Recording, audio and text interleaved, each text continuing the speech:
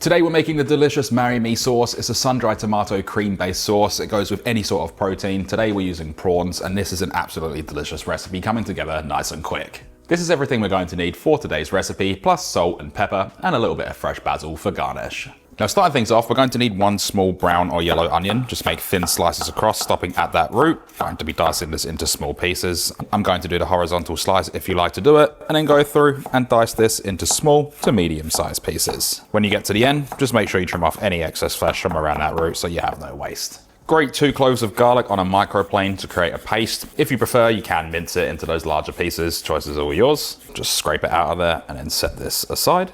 Roughly chop 50 grams or 1.7 ounces of sun-dried tomatoes. These are strips, so I'm just going to break them down slightly. We don't want them too small, just want them nice and rough, a little bit rustic. They've also been drained from their oil, and we're going to save a little bit of that oil as well and use it as a replacement for olive oil. Like I said, doesn't need to be perfect. You just want something that looks like this. Lastly, for the prawns, it's 300 grams or 10.5 ounces of peeled and deveined prawns. All I'm going to do is run my knife along the back of these, just opening them up and not cutting the whole entire way through because we want them to hold together. What this does is just allows a little bit more surface area in the pan and they look a lot better. If you're not a fan of prawns, you're more than welcome to use chicken, beef, turkey, a different kind of fish even. It's pretty versatile. You can even leave it vegetarian if you wanted to. In a pot of boiling water, generously season it with salt. Drop in 250 grams or 8.8 ounces of any pasta of your choice. I'm using penne for this one. Cook it for 2 minutes less than the packet instructions, and before you drain it, just make sure you reserve about a cup of that starchy pasta water.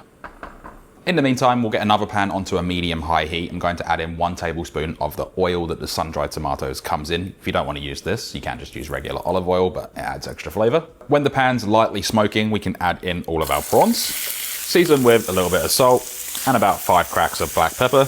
Mix these around, spread them out, and we're going to cook these for about 2 minutes in total. We're not cooking them the whole way through right now. We just want to get that nice sear on them and mix them around that sun-dried tomato oil.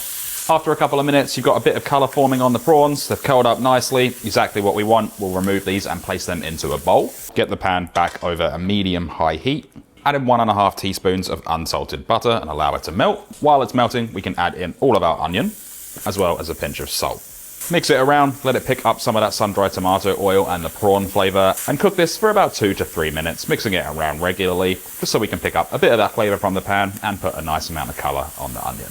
Add in the garlic, and all we're going to do is break this up and cook this for about 30 seconds until it's nice and fragrant. And mix this around the whole time, just so nothing burns. At this point, add in the sun-dried tomatoes. A little bit of that oil in there is completely fine as well. Add in half a teaspoon of dried oregano, completely optional, but highly recommended. And you can add chili here as well if you prefer. Mix this through, just allow everything to come together and cook this for a further 1 minute. What we're doing right now is just building depth within our sauce.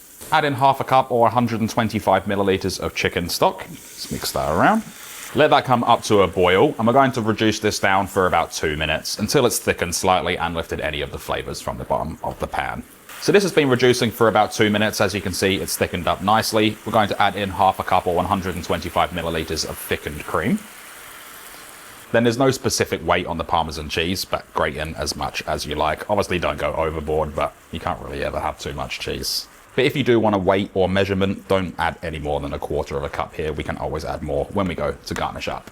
Mix this around, allow that cheese to melt, allow all of the sauce to bind together and create that really delicious sauce that we're looking for. Bring this up to a simmer, and we're going to reduce this down for a further 1 minute. And depending on the cream you've used, the higher the fat percentage, the quicker it's going to reduce. So if you have a really thin cream, it's going to take a little bit longer. So just make sure you compensate for that. After a couple of minutes, the sauce is nicely reduced, still that very pourable consistency, exactly what we want. Add in 80 grams or 2.8 ounces of baby spinach that's been washed. Looks like a lot, but it's going to wilt down into pretty much nothing. You can add some basil leaves here as well. It's going to wilt down the same as the spinach, just increases the flavor even further. You don't have to do this, you can use it as a garnish at the end, or if you don't have it at all, don't even have to use it. It only takes a minute to wilt down, so just mix it through and make sure everything's covered in the sauce. Add in the cooked prawns and any resting juices, as well as the drained pasta.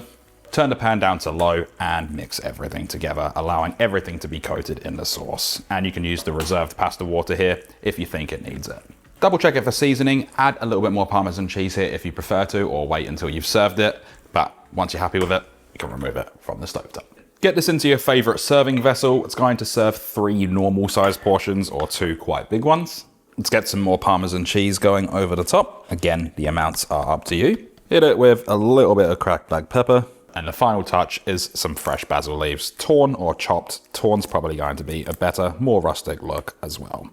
So what we've just made is a quick and easy marry me prawns. The sauce is fantastic. You can use different proteins to suit your needs, and it comes together nice and quick. If you enjoyed the video, please do hit that thumbs up button right below. It helps me out massively, shows the videos that they're liked by the YouTube algorithm, and then recommends my channel to more people. There is only one thing left to do, and that is, of course, we can then dig in.